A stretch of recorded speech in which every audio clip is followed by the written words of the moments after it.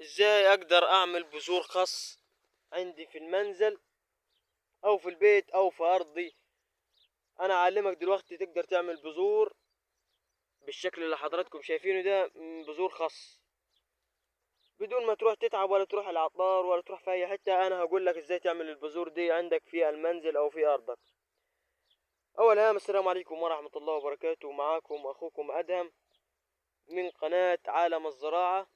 ما تنساش تشترك لنا في القناة عشان يوصلك كل جديد وتفعل زر الجرس، وتقدر على قدر الامكان انك تشير الفيديو ده عشان غيرك يستفيد.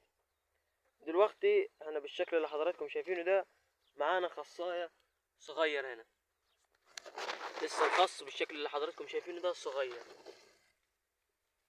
بالطريقة والشكل اللي حضراتكم شايفينه ده. طبعا ازاي هقدر اعمل منه بذور وتبقى معانا النباتة الحلوة دي وبالكبر ده كله؟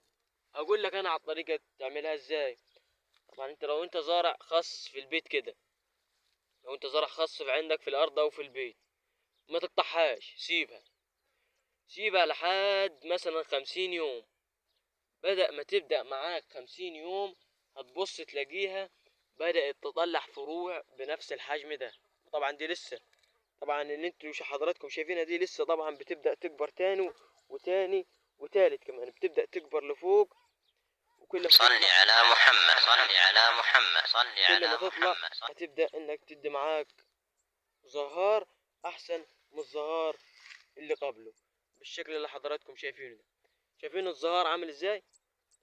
طيب لو انا ما عنديش خاص في البيت ومش زرع خاص خالص، كل اللي عليك بس انت هتتعب شوية. كل اللي عليك ان انت هتروح السوق هتشتري خاصة، طبعا الخاصة فخرها من تحت تبدأ تاكل الخص اللي فيها، هيبقى فيها جدر مدور بالشكل اللي حضراتكم شايفينه. هتبدأ تجيبه وتزرعه، بس هيبدأ ينبت معاك وهيطلع معاك تاني اسرع على طول، وهيطلع يصير معاك نمو، تقدر تاخد منه بذور بالشكل اللي حضراتكم شايفينه.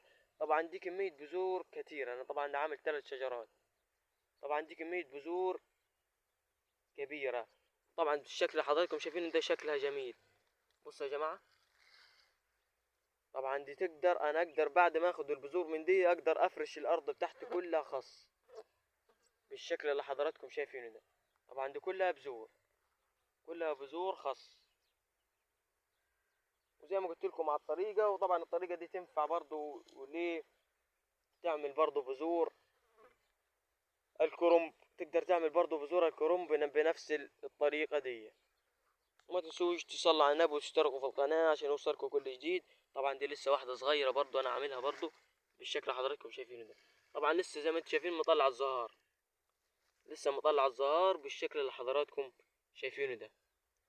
والسلام عليكم ورحمة الله وبركاته. ما تنسوش تصلوا على النبي وتشتركوا في القناة عشان يوصلكوا كل جديد.